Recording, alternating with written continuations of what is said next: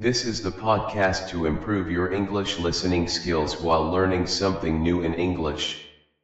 Every episode, we bring you interesting topics in simple and clear English, so you can listen, learn, and grow. So, sit back, relax, and let's get started. Okay, so today we're diving into something pretty fascinating and I think a little bit different from what we normally cover.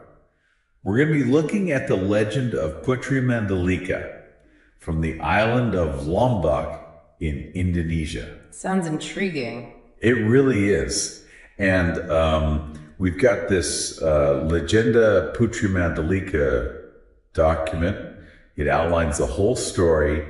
And right from the start, it feels like we're stepping into one of those classic royal dramas, you know? Oh, definitely. Those kinds of stories always grab you, don't they? Yeah, totally. So essentially, this is the story of Putri Mandalika. She's the princess of this kingdom called Tunjung Bitu.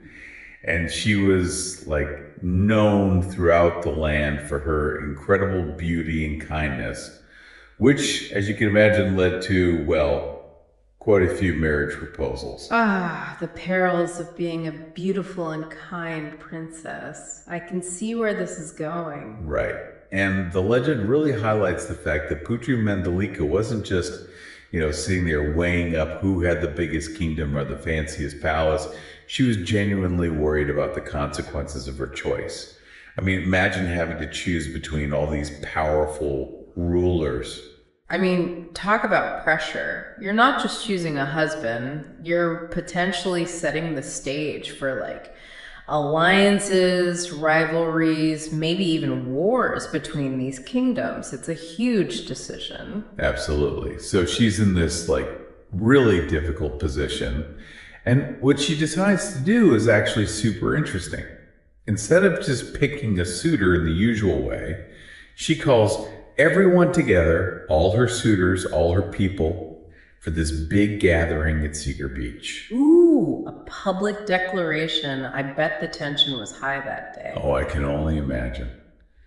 So everyone's gathered. They're all waiting with bated breath to hear who she's going to choose. Mm-hmm. And then she throws them a major curveball. She basically announces that she can't choose. She says that she can't bear the thought of her decision causing division and bloodshed between everyone. Her priority above all else was peace. Wow, that's a pretty powerful statement. You don't hear that every day, especially from someone in a position of power like that. It really goes to show how much she cared for her people and the well-being of all these kingdoms. Exactly.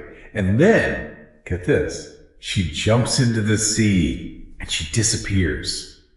Just like that. It's this incredibly dramatic act of self-sacrifice, all driven by this desire for peace and unity. I mean, can you imagine being there and witnessing that? It must have been quite a moment. But the story doesn't end there, does it? Because then we had the appearance of the Nile. Right. This is where things get even more interesting. So the Nile are these colorful sea worms that appear in the waters right around the time when Putri Mandalika disappeared. And the local belief is that these now are actually her reincarnation coming back each year. That's fascinating. So it's not just a story of sacrifice, it's also a story of rebirth and renewal. And it sounds like it's become deeply intertwined with the local culture. Absolutely. And that brings us to the Bao Nile ceremony. Mm-hmm. So every year, the community holds this big ritual to honor and remember Putri Mandalika, and it all revolves around the appearance of these nails. It's this amazing blend of spiritual belief and cultural tradition, all stemming from this legend. It makes you realize how powerful these stories can be, right? They're not just entertainment. They shape people's beliefs and values. They shape entire cultures. Totally. And I think that's one of the really cool things about this deep dive, right? It's not just about the story itself. It's about understanding what the story tells us about the people who tell it. And with the legend of Putri Mandalika, it's pretty clear that some key values shine through. We've got self-sacrifice for the greater good, this strong sense of patriotism or love for one's homeland, which they actually call Cinta Tanah Air in Indonesia, and of course this overarching emphasis on peace and harmony. Yeah, definitely. It's almost like Putri Mandalika becomes this symbol, this embodiment of all those things. She's not just a princess in a story, she's like an ideal, kind of wise and compassionate leader that everyone wishes they had. Right. And even though her sacrifice might seem tragic on the surface, it's ultimately seen as this act of profound leadership. She was willing to give up everything for the sake of her people and the peace of her land. So when we strip everything away, this legend is a powerful reminder of the enduring human desire for peace and the impact that even one selfless act can have.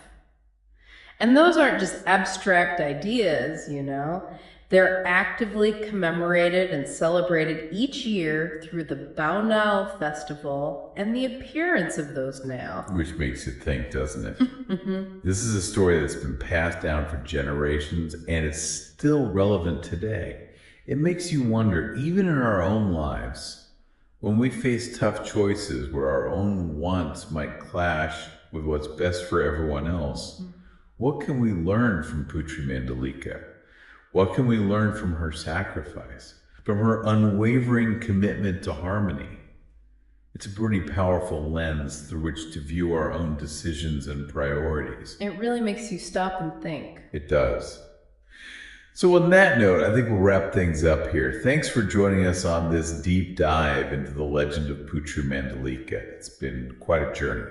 Absolutely. Always a pleasure. And to all our listeners out there, we hope this story has given you some food for thought. Keep exploring, keep questioning, and until next time, keep diving deep. Thank you for watching this video. Hopefully useful. Don't forget to like and subscribe.